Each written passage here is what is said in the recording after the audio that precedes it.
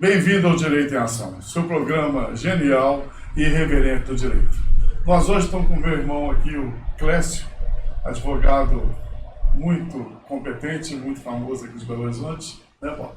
Exatamente, doutor Clécio Galvão, advogado militante, titular do Clécio Galvão Advocacia, que é um escritório de atuação em todo o Brasil. E o Clécio, a nosso convite, atendeu com muito carinho, veio nos falar sobre advocacia predatória, não é isso, doutor? Seja muito bem-vindo, a casa é sua. Primeiramente, registrar aqui o nosso agradecimento pelo honroso convite e a oportunidade de estar aqui para debater com todos esse tema que tem me instigado. Eu vou mudar aqui a prosa com os meus apresentadores. O entrevistador, o que é advocacia predatória? Pois é, eu também, isso tem me intrigado muito, era a primeira pergunta que eu ia te falar, porque não existe um conceito legal de advocacia predatória. O que existe é um ativismo judicial, que é uma invasão de competência daquilo que é função da OAB, que é de verificar a forma de prestação de serviço da advocacia, até para não haver cerceamento do direito de defesa das pessoas, e criaram essa. De um viés que eu sempre falei aqui no programa, que é o seguinte: nosso judiciário precisa ser reformado, porque foi o único poder que não se legitimou depois da Constituição de 88. Então, e ele tem ainda o viés da Constituição passada, que era o quê? Ao invés de oferecer a universalidade do serviço na forma que a Constituição determina, o que ele faz? Faz o recorte da demanda através da restrição dos direitos para atender ao tamanho do judiciário. E um tamanho que todo mundo sabe, que é definido pela verba que ele tem e pelo salário que ele paga ao juiz. Então, a advocacia predatória, para mim, é um conceito criado pelo judiciário em invasão de competência, da competência da OAB, para diminuir o serviço deles e cercear o direito dos advogados de representar seus clientes e o direito das pessoas de irem ao judiciário. O meu entendimento do que é advocacia predatória é isso. Provocado, doutora Paula, é isso mesmo? Pois é isso, mas eu tenho um outro olhar, mas aí já é um olhar empírico. Porque nós, durante muitos anos, nós atuamos na prerrogativa da OAB, na comissão de prerrogativa da OAB, Flávio na época era presidente, e eu era delegado de prerrogativas. E aí muitas pessoas vinham até a gente para pedir ajuda por estarem sendo acusados de advocacia predatória. Então as situações que vinham, que até hoje eu não entendo por que aquilo enquadraria numa advocacia predatória, eram pessoas, normalmente jovens advogados, em início de carreira, que escolhiam um nicho específico e resolviam atuar naquele nicho específico. E faziam uma captação dentro daquele determinado nicho. Por exemplo, vou inventar, a faculdade lá do sul de Minas, ela cobra uma taxa de material, mas não entrega o material. Aí o cara descobre aquilo, o advogado, e fala assim: vou atrás de todos os alunos da faculdade, porque isso é uma sacanagem, isso é uma injustiça, e eu vou entrar com a ação para todo mundo e defender o direito dele. Aí eu te pergunto, advocacia predatória. Predatória em que sentido? Você está predando a quem? Porque se você, advogado, está defendendo um determinado nicho específico, defendendo pessoas que estão lesadas, segundo o entendimento daquele advogado, em um determinado direito, que normalmente são coisas até simples, nem que são coisas muito gigantescas, pelo menos o que eu conheço, quem está predando quem? Porque eu acho que isso é legítimo e está dentro do critério da 8906, da lei do Estatuto da Advocacia, a pessoa está trabalhando legitimamente. A única coisa que poderia ser questionável, no meu entendimento, seria se houvesse uma captação irregular. A captação irregular Mas mesmo assim, cabe a quem? Cabe à OAB fazer essa fiscalização, não é o juiz. Era aí que eu ia chegar. Porque o juiz tem mania de dar bedelho, como é que vai ser a Mas atuação? É o que eu estou te falando, minha experiência é empírica. Eu nunca fui acusado de advocacia predatória, mas vi várias pessoas passando por isso. E o que acontecia com essas pessoas nessas comarcas pequenininhas? Os juízes começavam a indeferir as petições iniciais deles. Baseado em quê? Temos, então, Dois viés interessantes. Completamente diferentes, né? Mas eu nem sei duas se linhas eu para tô a gente certa. poder explorar aqui, que realmente o livro. Primeiro entender, predador. O que é um predador? Vamos lá para o reino animal? O predador é um caçador. É aquele que busca. E o animal vive o quê? Para caçar. O animal vive para comer. E ele come através do ato de predar, de caçar. O advogado se alimenta através de quê? Do seu trabalho. Ele consegue trabalho como? Buscando o cliente. Nós estamos num mundo hoje globalizado, um mundo moderno, que as coisas acontecem numa velocidade enorme. O advogado pode ficar passivamente no seu escritório esperando o cliente bater na porta dele. Segundo a OAB deveria, né? Porque a gente não pode buscar. Mas já mudou muita coisa da regra antiga. Mas hoje a OAB está muito mais flexível para entender isso. O mundo é muito dinâmico hoje. As mídias sociais estão aí. Exato. Se uma montadora de automóvel que chega no Brasil hoje para colocar o seu produto, como é que ela vai atingir o seu público? Propaganda. Marketing. Usando todos os canais que nós temos. E aqui nós acho que não é importante pegar o gancho da doutora Paula e separar captação irregular. Tem juízo aí que fala que nós temos procuração falsa. Eu me assusto quando eu falar que o advogado falsificou uma procuração para buscar um direito. Isso é caso de polícia. Isso é caso de Ministério Público, é caso de cadeia. Isso é exceção, da exceção, da exceção. Não é para nós tratarmos aqui. E não cabe ao juiz fazer a investigação disso. Denunciar e encaminhar ao Ministério Público. Bom, agora, não dá para a gente tratar disso, porque isso é exceção da exceção. Não podemos perder tempo de construção tratando de exceção, tem que falar de regra. E a regra o que é? Qual a única profissão alçada ao texto constitucional? O único profissional que está estampado no texto constitucional, inclusive com um artigo exclusivo dele, é o advogado. Artigo 133 da Constituição Federal. O advogado é indispensável à administração da justiça e inviolável nas suas manifestações. Olha a importância da nossa classe no conceito da sociedade, porque nós não somos marginais, nós somos os defensores da cidadania. Quem empunha o escudo e a espada da cidadania somos nós, não é o Ministério Público e nem o Judiciário. Quem brada na defesa da sociedade é o advogado. E de repente nós estamos vendo um movimento, mas dentro do Judiciário, querendo marginalizar o advogado. Eu gostaria muito de ver, se nós temos alguma estatística, o advogado que recebe lá do seu escritório um cliente, ao analisar o caso, principalmente com o sistema financeiro, ele pega o extrato bancário do cliente e ele descobre que ali ele não tem somente um direito sendo violado, ele tem 6 réus violando um único direito. É muito comum, e eu tenho acompanhado isso, as instituições bancárias fraudando contratos de sujeição ao empréstimo, a contratação de serviços que nunca fizeram.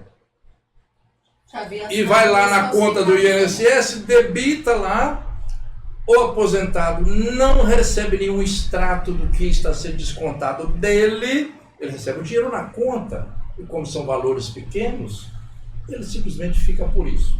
Aí quando um advogado diligente conversa com esse cliente, traga para mim a documentação, ele descobre que no mesmo extrato nós temos 6 lesões de direito.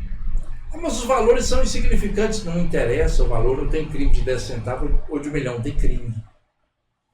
E eu gostaria muito de ver, Marzano, nessas ações, ela simplesmente, peraí, se o segurado não assinou um contrato, isso é um crime.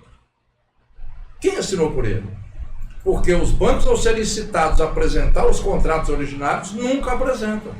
E aí lidam, viraram as baterias para quê? O culpado dessa quantidade de ações, e realmente temos muitas na justiça, porque começaram, isso virou uma indústria de tirar dinheiro da classe menos favorecida, que são os aposentados. Lembrando que 80% da população recebe até 3 salários mínimos, ou seja, mendiga no final da vida, e de repente o volume de ações aumentou, Aí houve um lobby, isso é lobby de fato, no Poder Judiciário, para tentar marginalizar o advogado.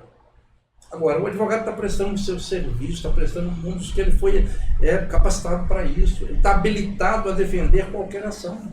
Ele seria errado, se ao analisar o caso do cliente, ver outras lesões de direito, ficar omisso.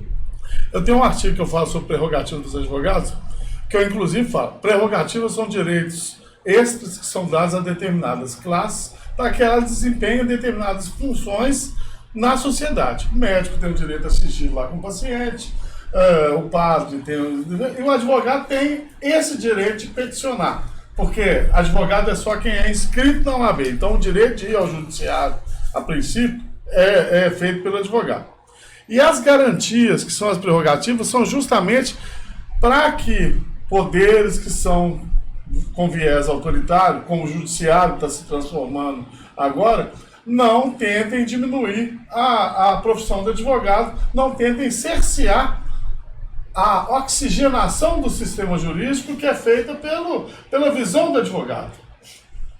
Infelizmente, nós estamos passando um tempo que o ativismo judicial colocou na mão do juiz a função de legislativo, executivo e o próprio judiciário. Os juízes hoje julgam de acordo com o que eles acham e não de acordo com o parâmetro da Constituição das leis. Isso é um defeito que torna ilegítimo. E quem legitima a atuação do judiciário é o advogado, que dá a legitimação. Deixa eu só complementando o raciocínio, tanto seu quanto de Flávio. Quando os juizados especiais foram criados, e desde então eu venho lutando contra eles, a gente passou a ter esse problema quando a pessoa vai sozinha sem advogado no juizado. Por quê? O que o senhor falou? Que quando o advogado pega a documentação, ele vai detectar naquela documentação, às vezes, 4, 5, 6 erros que devem ser judicializados para que você traga um benefício para o seu cliente. A pessoa que vai sozinha no juizado especial, ela não tem essa consultoria, ela não tem essa orientação, então às vezes ela tem 4 ou 5 direitos e pede um. Já cansei de ver gente sair do juizado frustrado porque pediu errado, uma coisa que tinha direito, né, e enfim... E aí quem são os verdadeiros predadores do direito alheio? São os advogados que estão lá correndo atrás aí, ou são os violadores de direito? Os grandes, no meu entendimento, os grandes predadores do direito são as empresas de telefonia, são os grandes litigantes, os bancos, essas empresas grandes enfim... Eu não posso falar que é o governo federal porque eu sou funcionário dele, mas se eu não fosse, eu apontaria ele também. Pois é, mas você não pode, mas a gente pode. Qual que é o maior litigante do país? União. Deve ser a União. O Estado, como um todo, nos 3 níveis. Não é isso? Quem que abarrota o judiciário de ações? O Estado, que não cumpre a lei que nós somos obrigados a cumprir. Eu gosto muito de dar o exemplo, para a gente tentar lide predatória, para voltar nesse tema aqui, né? Quando eu devo ao Estado, o que acontece? Tem todo o aparato para te fazer pagar. Todo o aparato legal para me deixar só de cueca. Tiram tudo que eu tenho. Inclusive põe polícia para fazer função de cobrança. Agora, e quando o Estado me deve? Ele não te paga. Ele não me paga. Os juros que eu vou esperar são metade do que eu devo para ele. E eu ainda tenho que me submeter a entrar numa fila de um tal de precatório. E você não pode compensar a dívida. Você pode... E outra coisa, determinadas ações coletivas que o Ministério Público poderia utilizar para esse tipo de violação de direito são retiradas do escopo da matéria. Por exemplo, ação civil pública não serve para cobrança abusiva do Estado. Tá entendendo? Então, o Estado lança uma taxa aí que não é válida. Uma ação civil pública, que aí tanto o Ministério Público quanto as associações poderiam entrar, não tem no texto legal falando que não cabe para tal matéria, tal matéria, tal matéria. Que são as matérias que são de direito comum, extensivo a várias pessoas, comum plúrico, né, que o pessoal fala, mas aí cabe a quem? Cabe a cada um individualmente buscar seu direito. Arruma um advogado que, espertamente, que dentro da legitimidade do exercício da profissão dele, está buscando isso. O advogado particular busca isso. Olha, eu vou especializar nisso aqui para que tenha 200 ações disso daqui, eu dê conta de tocar. Aí ele faz, consegue a brecha, igual eu falei que eu vou. Depois você vai fazer um programa para a gente, isso é uma coisa que eu descobri. Aí nós vamos marcar um outro programa, que é o seguinte: cobrança de juros na venda de apartamento na planta.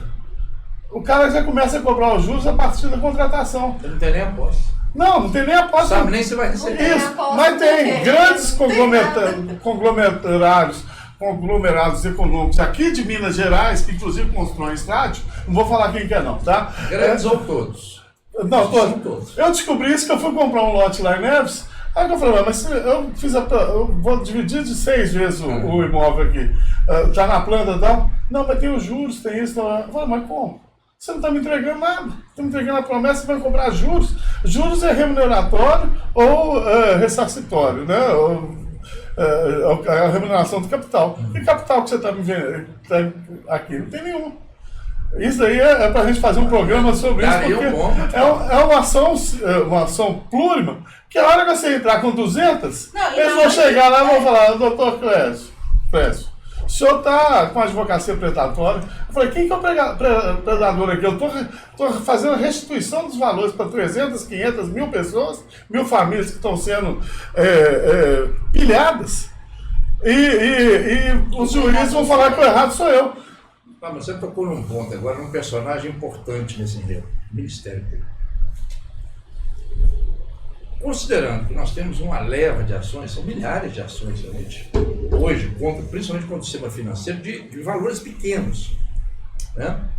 Todas procedentes, mas infelizmente os nossos juízes, ao se deparar com um contrato fraudado, que a parte nunca assinou aquele contrato, ele, em vez de mandar oficial ao Ministério Público para a instauração de um processo criminal para saber de um crime de fraude, falsificação. Cometido dentro não. daquela Mas aqui o seu programa tem uma audiência muito grande. Vou provocar os meus grandes amigos do MP. Procurem investigar, peçam ao Tribunal de Justiça relatórios mostrando o índice dessas ações que são tidas como predatórias, resultado de procedência e motivo da procedência. Nós vamos encontrar aí um percentual enorme, certamente mais de 80%, com contratos inexistentes. Embora, na contestação, fala que tem um contrato, mas o contrato nunca aparece nos autos, porque a parte fala que nunca assinou. Isso é crime. Será que não é hora, Ministério Público, da gente também, o advogado é cidadão, merece a proteção do MP no exercício da sua função? Será que não é hora os nossos ilustres representantes do MP olhar com um pouco de carinho para nós, advogados, que somos parceiros de lida de vocês, e nos ajudar a nos defendermos disso? Porque o judiciário, eu tenho visto, não está propenso a nos ajudar. Há pouco tempo eu recebo um áudio de uma audiência em respeito aos que participaram, não vou dizer nem a comarca, mas o áudio de uma audiência de instrução de um desses processos antigos como litígio. Essa instrução designada para definir o objeto da lei, discutir a prova dos autos. O ilustre magistrado que conduziu a audiência, de quase 40 minutos, não fez uma pergunta sequer à parte que lá estava sobre o objeto da lei. Toda a audiência foi focada na contratação do serviço advogativo. Aquilo é de estarrecer. Eu, como advogado, olhei para aquilo e falei, assombração sabe para quem aparece. A nossa colega que acompanhava a parte, uma jovem advogada, talvez ainda, né, sem ter no seu DNA essa paixão pelo direito, aceitou passivamente o magistrado colher o compromisso da parte.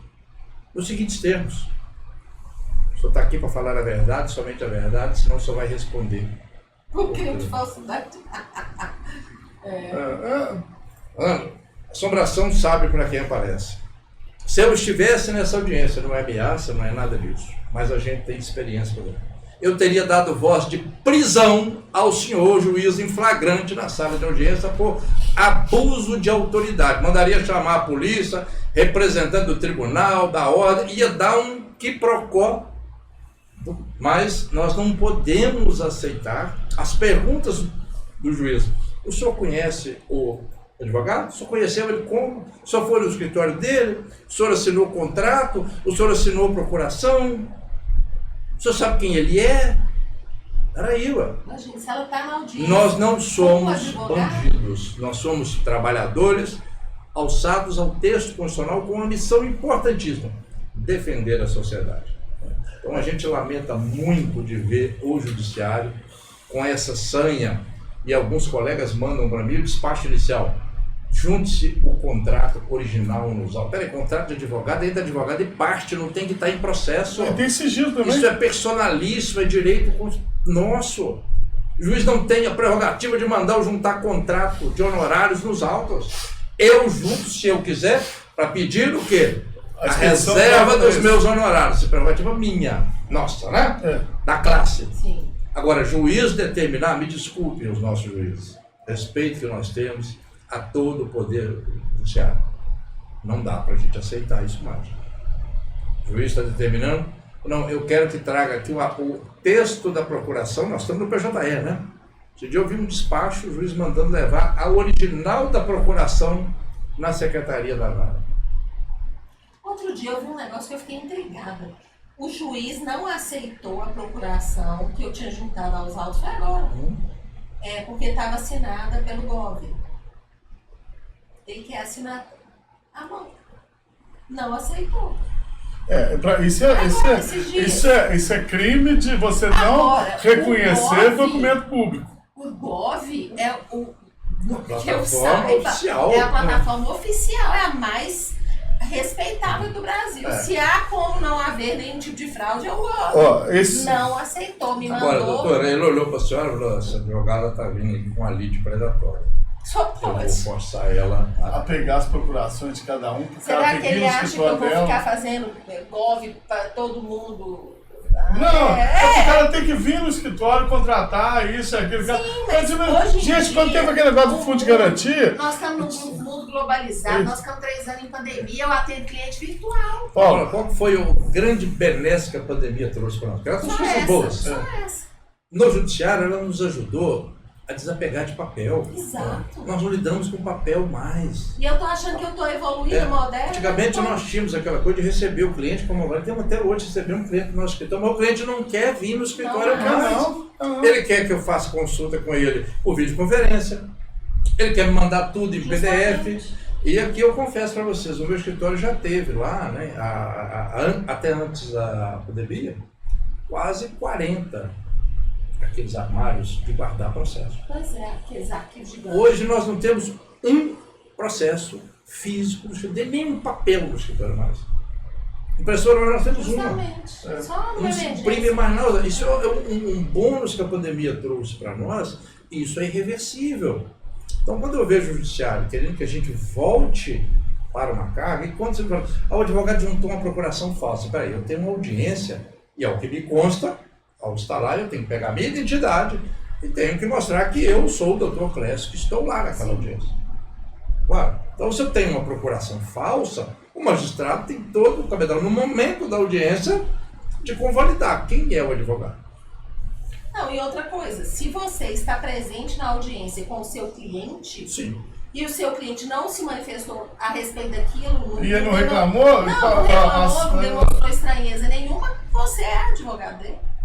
Nós precisamos discutir isso? Não. Nós vamos discutir isso? Não, precisa ter alguns Não, você... que não. Vamos chamar o Galvão Bueno? Não, como é que é? A regra é clara. A regra é clara. A regra é clara. Não, mas mesmo a gente está falando aqui, ó, nós tivemos lá em Uberlândia esse final de semana com uns amigos nossos que são advogados, o cara falando que ligaram da vara para o cliente dele, perguntando se ele conhecia o advogado, se ele quer assinar uma procuração e tal. E ele ligou para lá e falou: não, porque nós estamos aqui no combate à advocacia predatória e o senhor já tem 5 ações aqui com o mesmo réu e pessoas diferentes, mas o texto da ação é a mesma. Só os fatos é que mudam alguma coisa. Aí que veio a ideia da gente fazer esse programa hoje, porque tá no limite do absurdo. E aí eu vou dar uma explicação que é minha. Eu me responsabilizo para ele. A questão é remuneratória. tá? É o quê? Quem estuda orçamento público sabe que uma parte do orçamento público do Estado, da União, então, vai para o Judiciário e ele tem autonomia para fazer o que ele quiser. Então é o seguinte, quanto menos juízes, menos desembargadores há naquele tribunal, maior é a verba que pode ser distribuída para cada um. E essa verba, ao arrepio das normas constitucionais do subsídio, que é a verba de remuneração única dos servidores públicos, viraram penduricados, como auxílio gravata, auxílio mamadeira, mamadeira não tem nome, auxílio paletó, auxílio moradia, auxílio tal, e desvidem aqueles juízes. E muitas vezes reconhece o direito com 5 anos atrás que dá para o juiz 100 mil, 200 mil de retroativo. Não. Se preencher todas as vagas de juiz, não vai dar para fazer isso. Se preencher todas as vagas de juiz e de serventuários, dá menos ainda. Por isso que a gente tem concurso de juiz que contrata menos pessoas do que deveria. Porque gente capacitada para encher o judiciário, nós temos muita. Que não passa num concurso, uma prova oral porque ele gaguejou em alguma coisa, não estou nem falando que é má fé não, tá? Só estou falando na boa fé, que alguns desliz, mas era para ter uma política de completar todas as vagas dos servidores e dos juízes e desembargadores, que não há. Que é a mesma forma da vaga de precatória, que eu não vou falar hoje aqui não. Mas, então, isso é imoral, no meu entendimento. Tá, eu estou falando, tá? Sou eu, não é mais ninguém não. Eu acho que essa autonomia que foi dada para o judiciário não foi legitimada pelo comportamento do próprio judiciário. Quem legitima o judiciário somos nós, advogados. Estão enfraquecendo a advocacia, estão enfraquecendo o judiciário e o Ministério Público. Porque sem nós, advogados, militantes, que corremos atrás, que discutimos, vocês são só um poder autoritário. Então são os advogados que legitimam. A senhora falou aqui no juizado especial. Não, eu tenho pavor do juiz. Quando lançou, né? Eu lembro bem que a gente era mal visto no juizado. O advogado era mal visto. Lá vem o chato do advogado. Porque o advogado questiona. Você ia fazer audiência, o advogado está questionando. Ou então os advogados conversavam, não tem acordo, não tem acordo. Aí o conciliador, não, eu quero conversar com a parte. Mas é assim. Quero conversar com a parte. Ou seja, o papel do advogado estar ali representando o seu cliente não é uma audiência de instrução, onde a parte que for tomar depoimento era obrigada a falar, mas numa audiência de conciliação a parte não é obrigada a falar nada, ela está sendo assistida por um advogado, inclusive está pagando para ele para isso. Então é lamentável que a gente tenha esse tipo de comportamento e cada vez a gente percebe o judiciário querendo afastar a pessoa do advogado. E agora a gente vê esse movimento aí de querer marginalizar a classe. Nós não somos marginais, nós estamos trabalhando legitimamente, honradamente, entregando o resultado para a sociedade. Porque aquele cliente que de um processo virou 6, agradece o advogado penhoradamente. Doutor, mas que maravilha, hein? Eu não sabia que eu tinha esse direito. Eu sou da época diante do juizado especial. Não parece, tá? Assim que eu sei que eu não pareço ter 30 e poucos anos, mas era o seguinte, economicamente para o advogado também foi um baque muito grande. Porque as ações, o que mantinha um escritório de advocacia na época, eram as ações pequenas que você entrava no dia a dia, que você cobrava aí 500 mil reais para você entrar com a ação. Isso já pagava a despesa do escritório e ainda te dava uma renda para o advogado. Eles tentaram enfraquecer os advogados tirando essa renda. Tá entendendo? E aí hoje já está diferente, porque as pessoas enxergaram que vão lá no juizado direto e vendem seus direitos, assim, fazem acordos mal feitos, sem assessoria de advogado. No exemplo que hoje dá, ele leva 2 mil numa ação que, sem qualquer esforço, o advogado leva 7. Quando não há indução, né? Faz acordo, senão sai daqui sem nada, hein? Então, várias pessoas já viram isso, ó.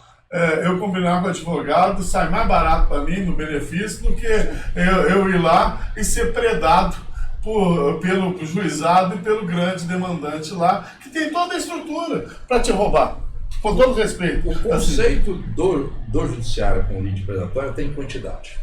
Agora, o que mais gera quantidade de processos no judiciário? abusos. Nós temos que fazer aqui um meia-culpa. Claro. Nós temos colegas que não têm escrúpulo. Nós temos um problema, Mas e isso aí é um problema legislativo. com a ordem. Não, é legislativo. E com a polícia. Porque eu tenho um tal de gratuidade de justiça que é um direito de todos. Sim. Acesso à justiça o Estado tem que garantir. Isenção de custas judiciais. Mas nós temos um problema legislativo. E quando você fala em gratuidade de justiça, pegar a minha remuneração de advogado, porque o honorário comercial é do advogado, é pelo trabalho, tem nada a ver com a tramitação processual, e enfiaram na gratuidade de justiça. O que aconteceu com a justiça do trabalho recente com a reforma? Tá bom. Assim, diminuiu a demanda. Diminuiu por quê? O risco de processo, As pessoas têm medo. de pagar pelo processo, acontece. Então, os pedidos absurdos, a justiça do trabalho eliminou. Nós vamos pensar, a ordem precisa trabalhar isso no Conselho Federal, junto à Câmara dos Deputados, para separar da gratuidade de justiça os honorários sucumbenciais. Aí nós vamos ter uma redução drástica de ações. Porque nós que militamos sabemos disso. Tem hora que, com todo respeito aos meus pares, mas carapuça sirva em quem quiser servir.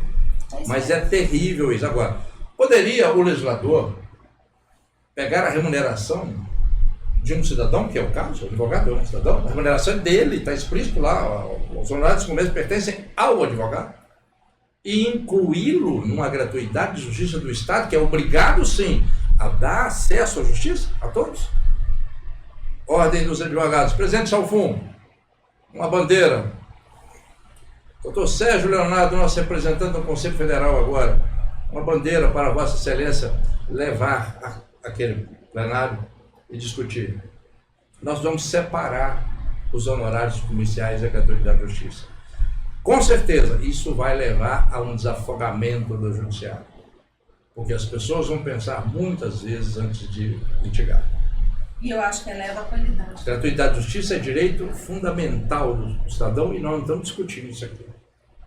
O Estado tem que realmente prestar assessoria a quem não tem condição de pagar. Mas honorário sucumbencial nada tem a ver com gratuidade de justiça. O STJ deu o primeiro passo agora, que está proibindo a compensação de honorários. O próprio Código já veio, a reforma do Código de Processo trouxe. Antes nós tínhamos a compensação, que era terrível.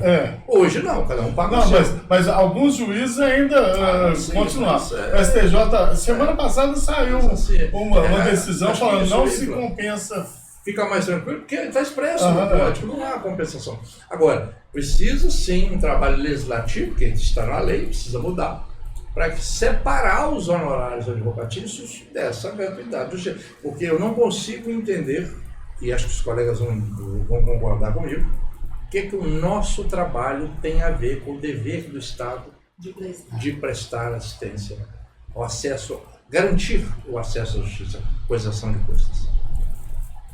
É um tema para se pensar, ou seja, estamos falando ali de predatória. E aí nós sabemos que nós temos muita predação, muita forçação de barra em processos, porque está sob gratuidade de justiça. Se não tivesse, o próprio colega ia pensar 10 vezes a distribuir. Eu vejo muito aí, ou seja, inclusive está havendo uma pressão muito grande do judiciário em cima da gratuidade de justiça. A gente tem com reflexo desse tema lide predatória. Porque quando a pessoa que entra nessas ações de massa, são pessoas de baixa renda, são aposentados a maioria, que recebem até 3 salários mínimos. E aí eu vejo juiz mandando juntar imposto de renda, extrato bancário, para assim, querendo convalidar aquela gratuidade. Aí a pessoa não tem extrato bancário porque não tem conta. Aí a pessoa não tem imposto de renda porque não declara renda. Eu estou com um problema desse aqui gigantesco. Meu cliente está com Parkinson, já está terminal, internado numa clínica pública. O juiz quer o imposto de renda dele. Onde que eu vou tomar o imposto de renda? Já juntei atestado médico, já juntei laudo médico, já juntei o contra-cheque da aposentadoria, e ele, 200 anos atrás, tinha tido uma empresa em nome dele, então, segundo o juiz, ele é empresário. Ponto final, acabou, não tem justiça gratuita. Essa dissociação também do juiz e da realidade é uma coisa que a gente tem que estudar no processo, porque enquanto a gente não tiver um processo civil tratando da verdade real, nós vamos continuar com os grandes demandantes, porque hoje vale a pena vamos colocar, o descumprimento predatório do direito. Você pega determinado empresa grande aí que atua no mercado, ela descumpre a legislação, as agências reguladoras não fazem a fiscalização adequada, o Ministério Público muitas vezes nem se dá conta do que está acontecendo, ou então tem impedimento legal das ações, e para ela vale a pena, porque da integralidade dos que foram violados, poucos entram na justiça. Vamos colocar aí 70%, 80% entram na justiça. E desses, menos ainda tem condição de estar assessorado por um advogado. E aí é o paraíso do violador de direito. A predação está aí na violação do direito. Porque quando a gente fala de predação, né, nós estamos falando de quantidade de ações. A preocupação do judiciário é que o volume de ações está aumentando. Ele não consegue, já não conseguia, agora então muito menos. Mas se nós pensarmos por outro lado, Flávio, vamos fazer aqui uma analogia. A maioria dessas ações tem pedido de indenização por dano moral. Bom, né? E uma repetição de débito ali, tá, mas a principal mote dela é uma indenização por dano moral. O dano moral, nós sabemos, tem duas vertentes, né? Compensar a perda e punir o direito brasileiro, infelizmente, não vem pela questão da punição. Ele acha que vai enriquecer a compensar, E aí eu pergunto aos senhores, e nós estamos vendo uma condenação para um banco brasileiro, banco, telefonia, os grandes players de seguradora de R$3.000. Faz alguma diferença no balanço dessa empresa para eles se preocuparem com isso? Não. Isso é um ponto. Então, o judiciário precisa também acordar para isso. Mas a pessoa ganha 3 salários mínimos, eu vou dar uma indenização de 30 mil para ela.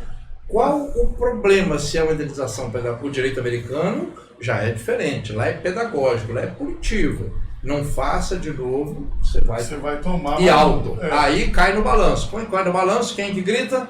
O acionista, que é quem manda na empresa.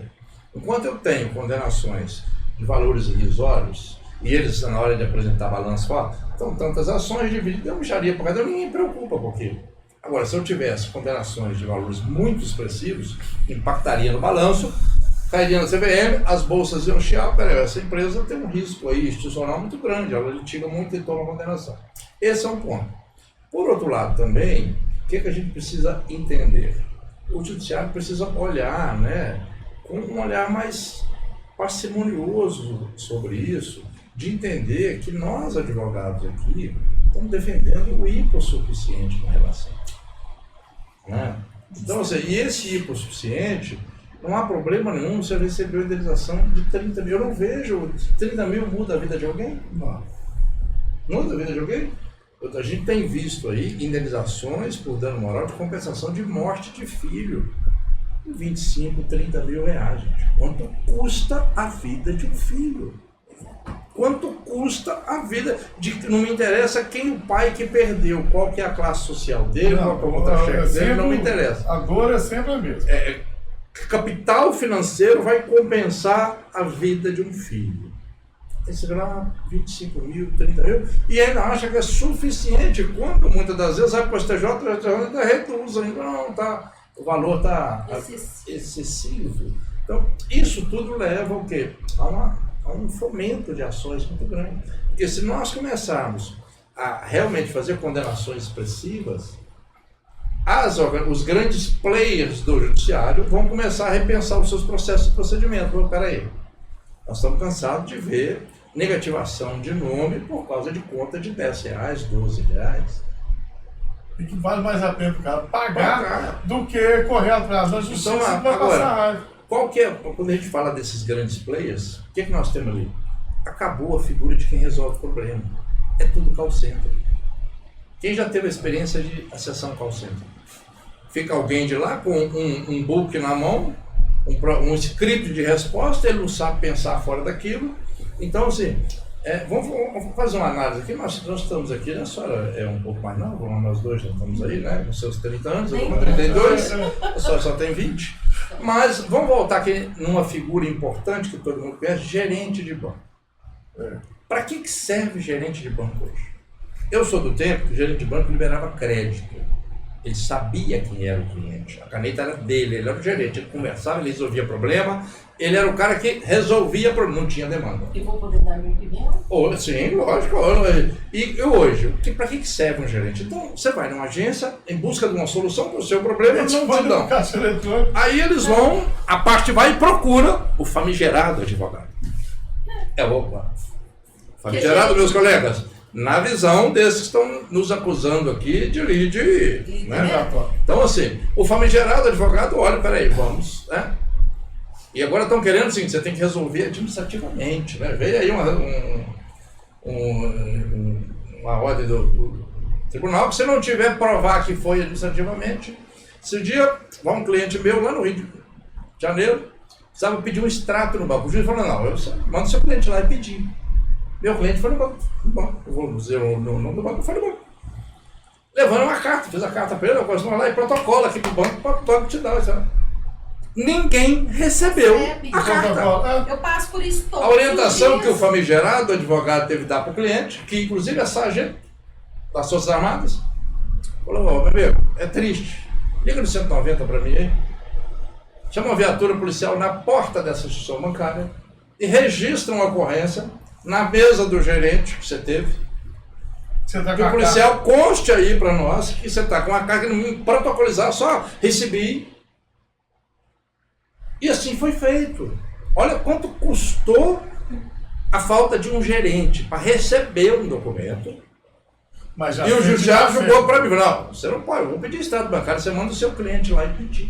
Recentemente, um juiz, eu fazendo um inventário, surgiram aqueles valores perdidos aí nos bancos. Aí meu cliente trouxe para mim, e aí eu pedi ao juiz que oficiasse os bancos para que todos os bancos depositassem o dinheiro na conta do Banco Brasil à disposição do juiz para ele fazer a partilha. Óbvio, eles pediram os ofícios, determinou que dá até vontade de rir, que o inventariante fosse pessoalmente, fizesse o protocolo. Ele foi no primeiro banco que ele foi, que foi no Bradesco. O gênio do gerente falou assim, eu só faço isso com formal de partilha. Aí ele me ligou, Paula, eles estão me pedindo formal de partilha. Eu falei, explica para esse gênio que o formal de partilha só sai depois. Se ele não transferir o dinheiro, não tem jeito de fazer formal de partilha. E eles não transferiram. Por quê? Falta gente para cuidar de gente. Falta relacionamento. O consumidor precisa de gente para cuidar dele. E leva para o jurídico, entendeu? Mas não, tem que discutir. Mas isso é um processo, um procedimento interno em qualquer instituição. Você recebeu, não é comigo, realmente não é com ele que vai responder aquilo. É muito difícil. Mas assim, nós que estamos com 30 e 31 anos, né? Nós somos do tempo do malote. Era física, era papel, aí tinha o correio, levava malote para lá. Então, naquele tempo ele pegava o documento, botava no malote, fazia um memorando interno, né, direcionando aquele documento para o setor. Hoje que nós temos a tecnologia, que nós não lidamos com papel, que não tem malote, é receber, mandar escanear e encaminhar anexo com e-mail para o setor responsável. E outro, era só o Banco Central. Botar uma norma e falar, o protocolo digital do banco vai ser tal e-mail. Você concorda, então, que a lide predatória está muito em cima da falta de gente para poder atender? Falta de gente. Esse caso do Rio, agora tem um mês antes do recesso. Deixa eu falar. O cliente tem que chamar uma viatura policial na porta de um banco. Não, e falta empatia também. As pessoas não... Gente tem que cuidar de gente, concorda?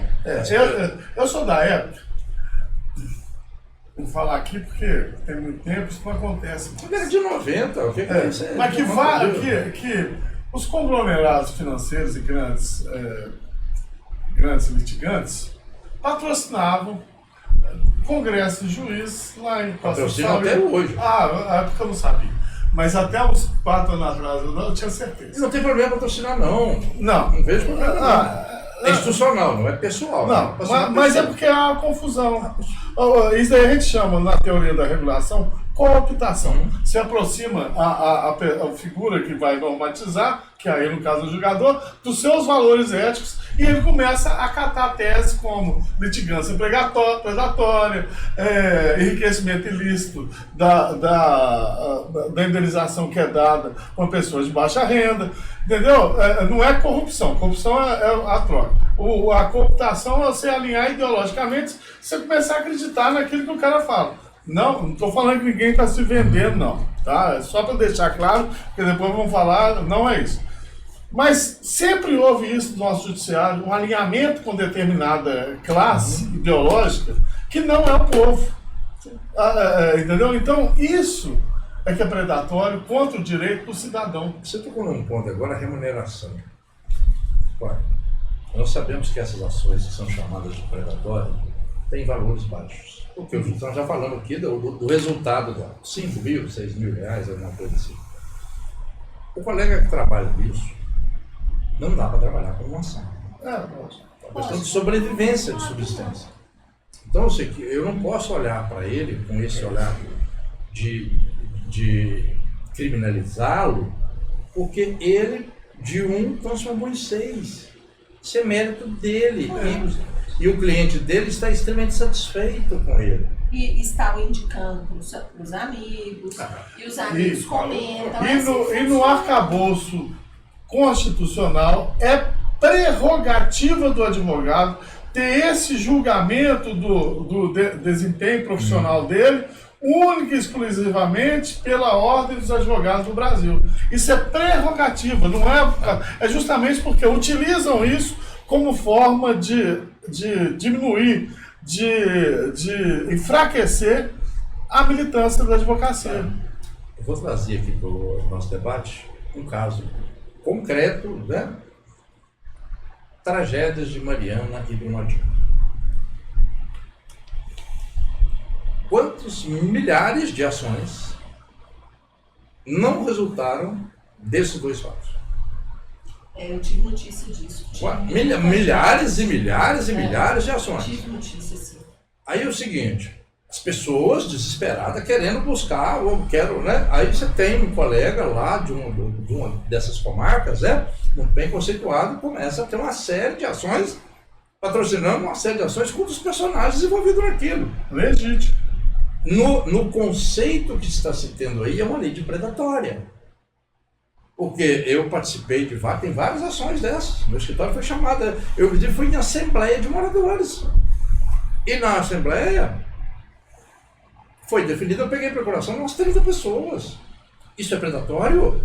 Eu fui convidado a ir numa assembleia, porque para garantir a defesa do direito deles. E pior, o Estado entra no meio, faz um acordo coletivo lá, que vincula todo mundo, põe isso, põe aquilo, você tem que engolir aquilo quadrado e ainda limita os honorários que vão ser pagos nas agências particulares, nas ações particulares de cada um, tal, e enfraquece a advocacia toda. E outra coisa, e com interesses legítimos, mas que não são os interesses individuais patrocinados pelos advogados. São interesses legítimos? Sim. Vamos fazer um anel rodoviário aqui para a coletividade, aqui em Belo Horizonte, ótimo. Interesse do Estado. Mas o advogado está ali para fazer um recorte do interesse individual. O que me interessa enquanto indenização pela casa que eu morava? Você tem um melhor acesso para 7 Lagoas. Não é questão de não pensar na coletividade, não. É que é o seguinte, me tiraram minha casa, mataram meu filho. Entendeu? Então eu quero uma indenização por causa disso. A indenização para toda a sociedade, que é o que o Estado tem que lutar, pela poluição que foi feita, pelo rio que foi completamente violado, beleza. Agora, o corte individual no sistema nosso democrático, Estado Democrático de Direito, quem faz é aquele que é indispensável à administração da justiça. Se chama advogado. Que tecnicamente é quem somente pode, não é quem é formado em direito, não. É quem tem inscrição na OAB. Então, a OAB é prerrogativa dos advogados, a filiação na OAB é prerrogativa dos advogados, e você fazer a defesa Receber honorários advocatícios é prerrogativa dos dele, advogados. Né? É isso. Isso tudo é violação de prerrogativa. Então, o conceito de advocacia predatória, da forma que está, é uma violação de prerrogativa. Marginalizar a classe. E isso nós não podemos aceitar. Então, assim, o nosso respeito ao Poder Judiciário, respeito com R maiúsculo, porque o Poder Judiciário tem a sua relevância, sim, tem os seus problemas, como toda instituição. Mas o nosso respeito ao Poder Judiciário, respeito ao Ministério Público. Agora, como advogado, a gente roga aos integrantes do Poder Judiciário que repensem, peçam estatística para mensurar de fato quem está fazendo o lítio, quem que é o verdadeiro responsável pelas leis predatórias. É o advogado ou são os réus? Vamos repensar isso, porque a sociedade precisa do amparo, precisa do advogado para ajudá-la a defender os seus direitos, mas precisa do judiciário para entregar esses direitos. O que nós estamos vendo hoje é uma forçação de barra de cerceamento dos direitos da sociedade, na busca da integral reparação do dano, não esmola. Então, que pense isso, que repense, e mais uma vez, o nosso respeito ao Poder Judiciário. Nós estamos lá todos os dias, e estamos no mesmo barco, né? Porque o advogado é indispensável à administração, ou seja, à prestação judicial. Sem o advogado, não há justiça. É isso aí. Antes de passar as suas considerações finais, queria pedir para você para curtir, compartilhar, comentar. Se tiver alguma dúvida, pode mandar por comentário que o Clécio responde. Se quiser mais alguma coisa, entre em contato por lá também, que ele responde. Se for o caso, passa o contato para o contato direto e tal. Mas pode ficar tranquilo que se tiver mais alguma dúvida, pode perguntar direto. Essa é a primeira vez de várias que ele virá aqui no programa Direito em Ação, se Deus quiser. Tá? E agradeço você, Clécio, muito. Né, amor? É isso. Doutor Clécio Galvão, muito obrigada. Foi muito esclarecedor e eu acho que a melhor parte de tudo foi ver a tranquilidade e a sensatez com que o senhor trouxe um tema tão árduo para a gente, né? A gente lida com isso com uma certa tristeza, porque um advogado, quando ele está buscando o melhor para o seu cliente, ele é acusado de estar fazendo uma prática que não lhe cabe, é difícil a gente lidar com isso, né? Então eu te agradeço por isso, por essa tranquilidade, essa clareza, e principalmente pela presença, pela boa vontade em ter nos visitado e como sempre. Muito obrigado, Paula, muito obrigado. Foi uma honra estar aqui com todos vocês para a gente debater um tema aqui férias, gente. É uma facada. Quando acusam os nossos, nós temos sim colegas que merecem frequentar lá o Poder Judiciário na qualidade de réu, mas isso é exceção da classe. A classe é uma classe honrada, trabalhadora, compromissada com a sociedade. Então, quando fere um advogado, eu me sinto também ferido. Eu também. Porque as prerrogativas, nós devemos tê-las de cor e salteado. E nunca, mas jamais, deixar que um colega seja vilipendiado nas suas prerrogativas. Muito comum, às vezes os colegas vêem lá uma confusão no fórum, afasta. Não, estejam junto do colega, porque hoje é ele, amanhã pode ser você. Ou a gente reage dentro das 4 linhas do texto constitucional, e nós estamos inseridos lá dentro, para fazer valer as nossas prerrogativas. Advogado não é bandido. Advogado é um cidadão honrado, um brasileiro, que tem, no texto constitucional, a prerrogativa de defender o interesse da sociedade. Muito obrigado a vocês, né? Um abraço a todos e ficamos à disposição para um futuro debate sobre outros temas. Obrigada. Obrigado.